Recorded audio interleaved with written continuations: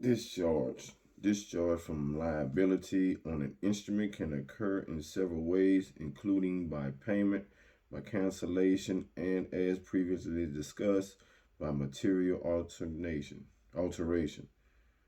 Discharge can also occur if a party reacquires an instrument, if a holder impairs another party's right of recourse, or if a holder surrenders collateral without consent. Discharge by payment or tender of payment.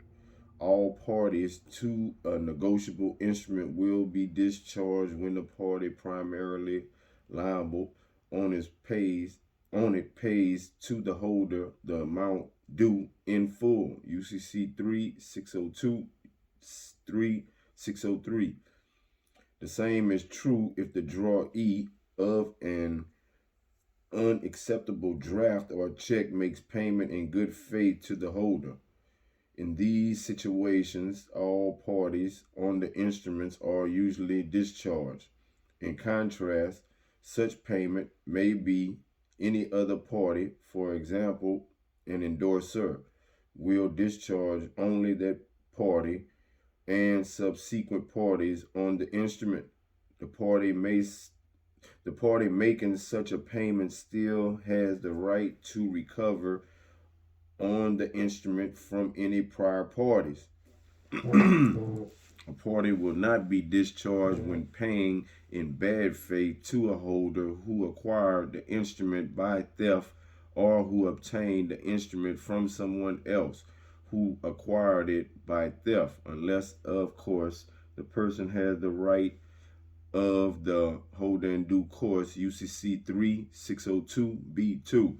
If a tender of payment is made to a person entitled to enforce the instrument and the tender is refused, endorsers and accommodation parties with a right of recourse against the party making a tender or discharge to the extent of the amount of the tender. UCC 3603B. If a tender of payment of an amount due on an instrument is made to the person entitled to enforce the instrument, the obligor's obligation to pay interest after the due date on the amount tendered is discharged. UCC 3603C. Discharge by cancellation or surrender. International cancellation of an instrument discharges the liability of all parties. UCC 3604. Intentionally writing paid across the face of an instrument cancels it. Internationally tearing up an instrument cancels it. Internationally tearing up an instrument cancels it. If a holder intentionally crosses out a party's signature, that party's liability and the liability of subsequent endorsers who have already endorsed the instrument is discharged. Materially altering an instrument may discharge the liability of all parties. As previously discussed, UCC 3407B, and holder in due course may be able to enforce a materially altered instrument against its maker or drawer according to the instrument's original terms. However,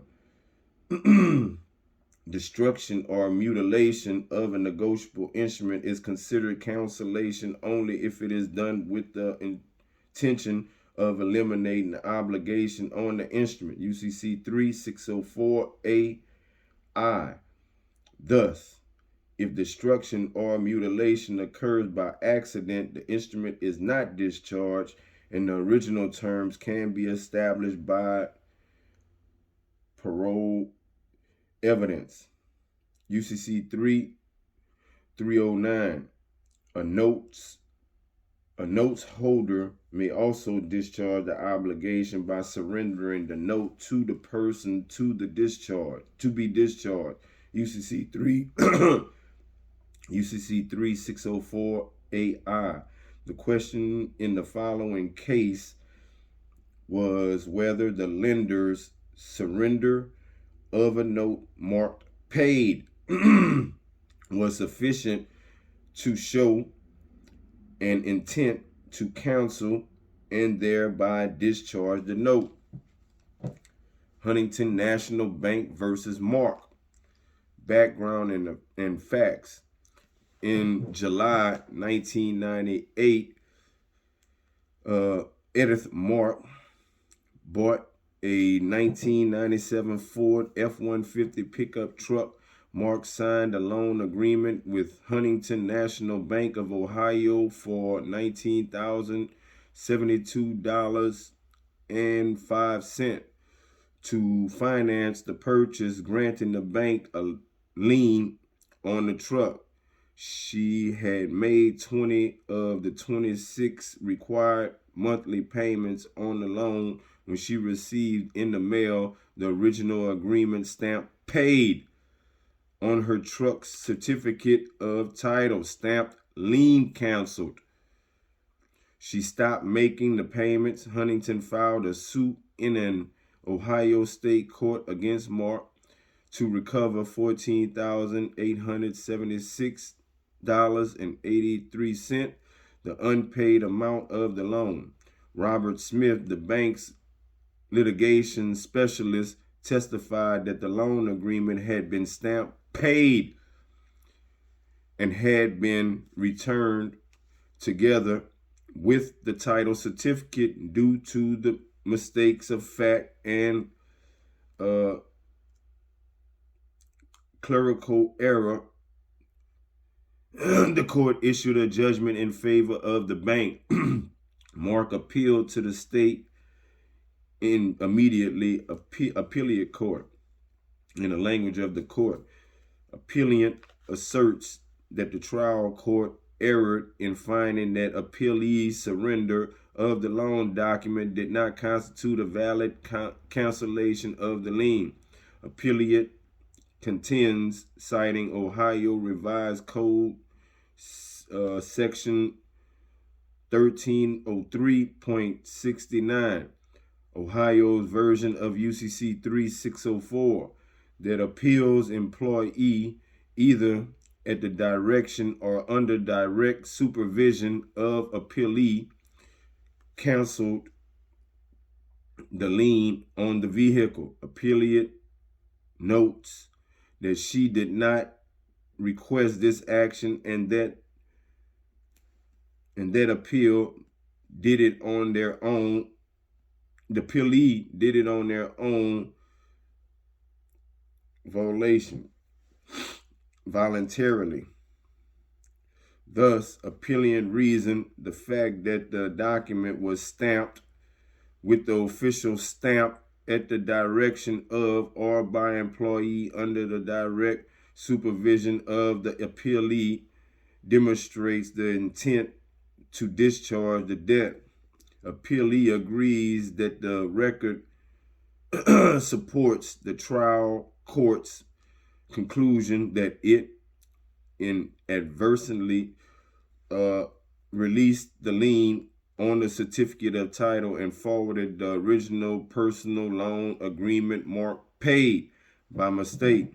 Appellee contends that its lack of care should not permit the appellant to retain the benefits resulting from appellee's mistake, and that restitution, restoring the parties to their original position in which the lien is valid until the balance of the loan is paid, is the appropriate remedy. The promissory note at issue in the case at bar, this case, is an instrument that falls within the scope of Ohio Revised Code, Chapter 1303, or UCC Article 3. A party may be discharged from liability on a promissory note by payment or cancellation, among other methods. In order for a valid discharge to occur, however, an intent to discharge is required. Emphasis added. In the case at bar, appellant asserts that the evidence adduced put forth at trial does not support the trial court's conclusion that the note surrendered resulted from inadvertence, clearlessness, or mistake rather than appealee's intent to discharge the obligation. Appellant contends that the fact that the documents was mailed to the proper person and address demonstrates the requisite intent to surrender. Appellant notes that appellee's witness Smith testified that he had reviewed the file involved in this matter, but that he possessed no first-hand knowledge of the facts. Appellant castigates, sharply criticizes appellee for its failure to produce the employee who allegedly mistakenly discharged the lien and stamped the note paid. The appellee notes that Smith provided unrebutted testimony that he had reviewed the records and accounts and that the lien's discharge resulted from a mistake or clerical error, not bank policy or a decision to forgive the amount due under the note. The appellee further asserts that appellant presented no evidence of payment or explanation of why the lien would have been marked paid when payment in full was never made. We believe that the record contains sufficient competent, credible evidence to support the trial court's judgment.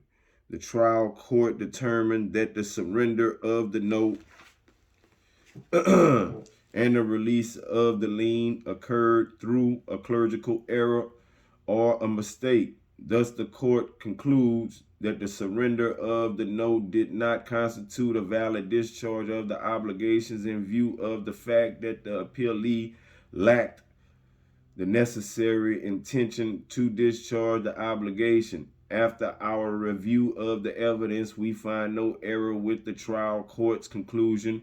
Robert Smith testified that the surrender occurred through a mistake and a clerical error.